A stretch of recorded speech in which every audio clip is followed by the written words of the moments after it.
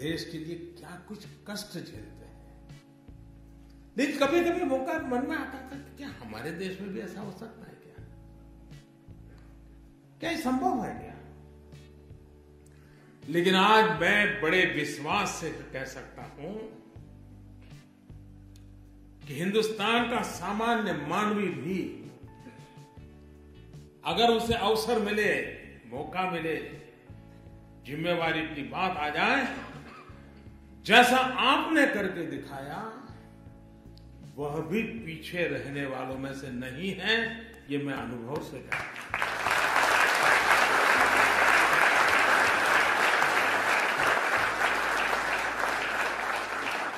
अभी अभी का मेरा ताजा अनुभव है।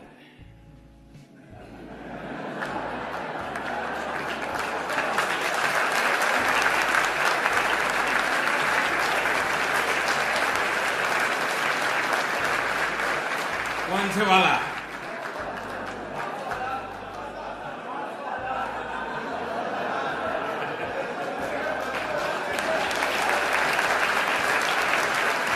आपको भी पता है कि अचानक 8 तारीख को रात को 8 बजे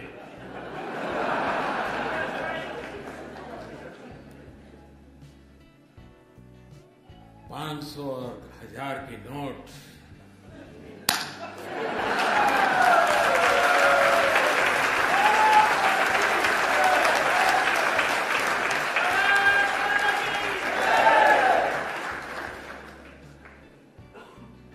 मैं 125 करोड़ देशवासियों को नमन करता हूं, सलाम करता हूं।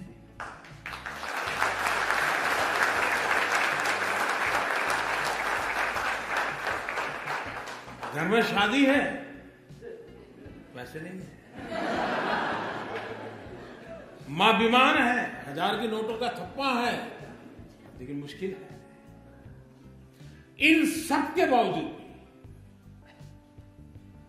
तकलीफ है, ये पता है, खुद को है पता है, अड़ोस पड़ोस को है पता है, उसके बावजूद भी लोग मुंह में उंगली डाल डाल करके पूछवाते थे, मोदी को कुछ बोलो, कुछ मोदी के खिलाफ बोलो। ऐसा भी चल रहा है। लेकिन मैं देश के लोगों को 100 सलाम करता हूं।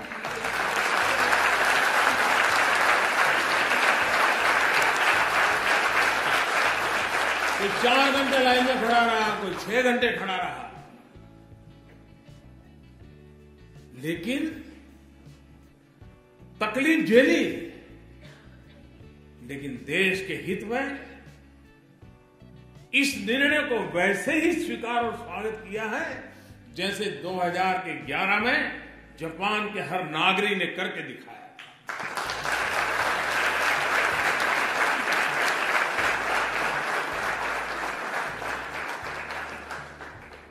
कुछ स्थान पर तो लोग 5-5 घंटे खड़े थे और अचानक एटीएम काम करना बंद कर दिया, तो भी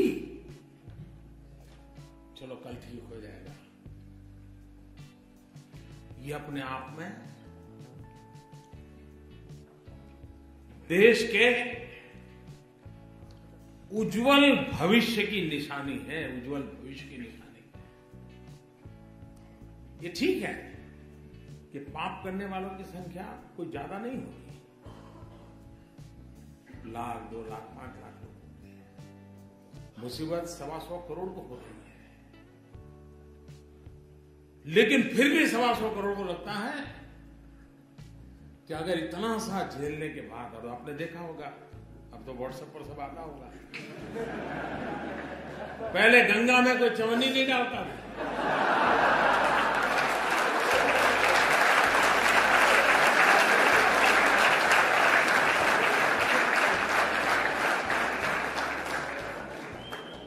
बह रही है गंगा।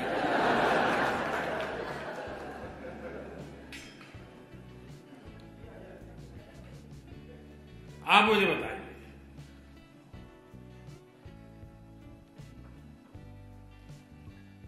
चोरी का माल निकलना चाहिए नहीं निकलना चाहिए? सामान्य मानवी को शिकायत ये होती है कि आप एक को फायदा हो, दूसरे को नुकसान हो, उसको लगता है भाई कानून सबके 500 की नोट गई, सबकी 1000 की नोट गई, मोदी की भी 1000 की नोट अब बाजार में चलने वाली नहीं है, तो लोग कहते भाई ये बढ़िया ऐसा होना है। हर एक के लिए समान उसका असर है। और इस कारण, इस निर्णय से मुझे भी पता नहीं था कि मुझे ऐसे आशीर्वाद मिलेंगे, जिस आशीर्वाद के शायद मैं जब सोच रहा था कि ये करूंगा तो क्या क्या तकलीफ आएगी, क्या क्या फायदा होगा, वो तो मैं सोचा ही नहीं था। मैं दिमाग खपा रहा था कैसे करूं कैसे, और अच्छा ये काम ऐसा था कि लोगों से बता भी नहीं सकता था, अचानक करना पड़े वरना तो खेल खत्म। जो लोग इतना जमा कर सकते हैं वो अपनी जगह भी कर सकते हैं, तो इसलिए इसको सीक्रेट रखना भी जरूरी था। तो मैं सोच रहा था ये तकलीफ होगी, ये तकलीफ होगी, ये मुश्किल होगा। तो हमारी छोटी सी टीम थी, बैठ करके रास्ते खोद रहे थे, लेकिन मैंने ये नहीं सोचा था उसमें से मुझे कोई आशीर्वाद भी मिलेंगे। जब लोगों को पता चला कि किसी गृहिणी के, कि हर महिला सब्जी लेने जाती है थोड़ा बचा लेती है, साड़ी के पल्लू में बांध के रखती है, घर में सब खाली हुआ, मुसीबत है वो निकाल के दे देगी, लो जाओ जाओ ले जाओ। हमारे देश में महिला कुछ न कुछ बचा के रखती है, और ईमानदारी का होता है, कोई बेईमानी का पैसा नहीं होता है। जब हमने कह दिया कि अगर किसी गृहिणी का 2.5 लाख रुपया अगर वो बैंक में जमा कर देगी तो सरकार उसको नहीं पूछेगी कि ये 2.5 लाख रुपए कहां से आए थे।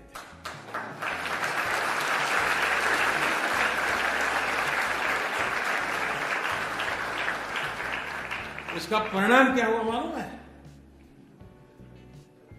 कई बेटे और बहुएं भी जो वृद्धाश्रम में मां को रख के आए थे, उन्होंने 2.5 लाख रुपए जमा करा दिया मां के खाते में।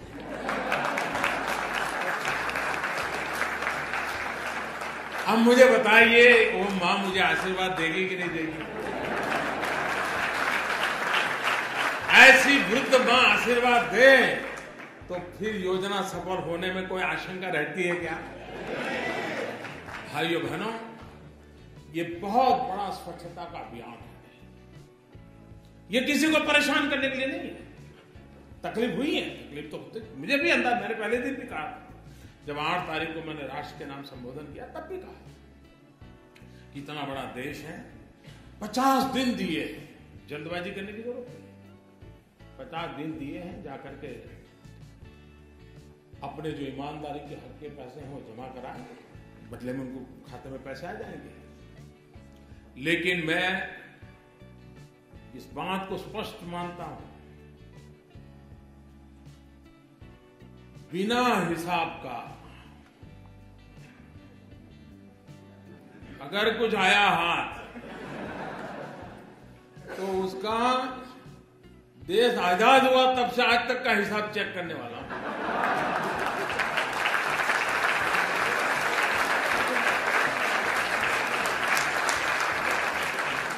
जितने लोगों को नए लाना पड़ेगा ला करके भी इस काम में लगाऊंगा।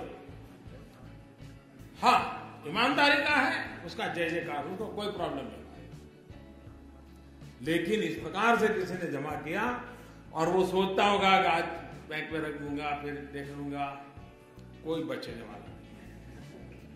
और जो लोग मुझे जानते हैं वो कुछ समझदार भी है,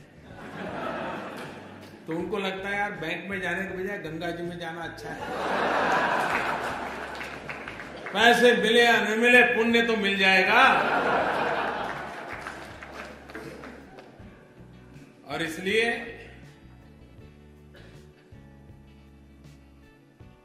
देश को मैं फिर एक बार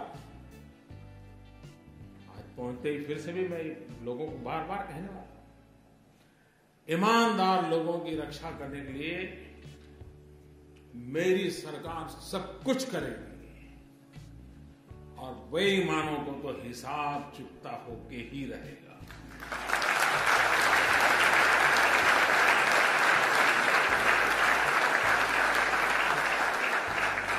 अच्छा, ऐसा नहीं कि हमने रातों रात की है। हमने पहले एक स्कीम निकाली कि भाई आप इतना दंड लेकर के जितना दे सकते हो दे दीजिए। तो करीब 67,000 करोड़ रुपए आए। तब भी कुछ लोग तो कहते थे कि मोदी फेल हो गए, मोदी का कुछ नहीं हुआ, लेकिन आखिर भी आंकड़ा आया तो अब वो बोलते ही नहीं। और पिछले 2 साल में इस प्रकार के अलग अलग जो प्रयास किए, करीब करीब 1.25 लाख करोड़ रुपया वापिस आया। 1.25 लाख करोड़ रुपया।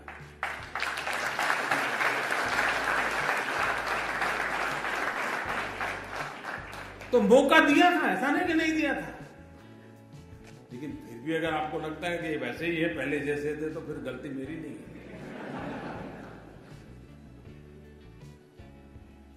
और इसलिए, और जो लोग अब 30 दिसंबर तक उनके पास समय है, और 30 दिसंबर तक कोई तकलीफ के बिना सारा कारोबार, हाँ जल्दबाजी करेंगे तो थोड़ी तकलीफ हो सकती है, लेकिन 30 दिसंबर तक कोई मुश्किल नहीं होगा। 125 करोड़ देशवासियों का उनके हक की चीजें मिल जाएगी। लेकिन कुछ लोग सोचते होंगे कि 30 दिसंबर के बाद, तो मैं आज फिर से यहां ऐलान करना चाहूंगा कि ये स्कीम पूरी होने के बाद दूसरा कुछ आपको ठिकाने लगाने के लिए नहीं आएगा, इसकी गारंटी नहीं है।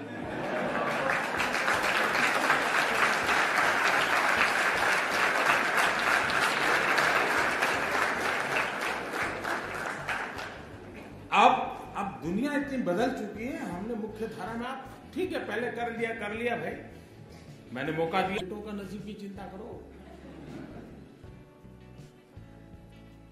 लेकिन मेरे प्यारे देशवासियों, आप लोग यहां कड़ी मेहनत करके भारत का नाम रोशन करने में लगे हैं। आपके पुरुषार्थ से देश का गौरव भी बढ़ता है। दुनिया में जहां भी जाते हैं, भारतीय समुदाय के व्यवहार की बहुत ही सकारात्मक चर्चा विश्व में जहां जहां भारतीय समुदाय रहता है उनसे मिलती है सुनने के लिए, और उसके कारण भारत की साख भी बढ़ती है, भारत की प्रतिष्ठा भी बढ़ती है। तो ये आप लोगों का बहुत बड़ा योगदान है। मैं फिर एक बार आप सबको मिलने का मुझे अवसर मिला, मैं आपका बहुत बहुत धन्यवाद करता हूं, और मैं आपको विश्वास दिलाता हूं कि अब हिंदुस्तान निरंतर आगे बढ़ने वाला है, विकास की नई नई ऊंचाइयों को पार करने वाला है। जो सपने आप दुनिया में जाकर के दुनिया देखते हो, और जो अच्छी चीजें आप हिंदुस्तान में चाहते हो, वो सभी अच्छी चीजें हिंदुस्तान में होना संभव हो चुका है, होके रहेगा। बहुत बहुत धन्यवाद।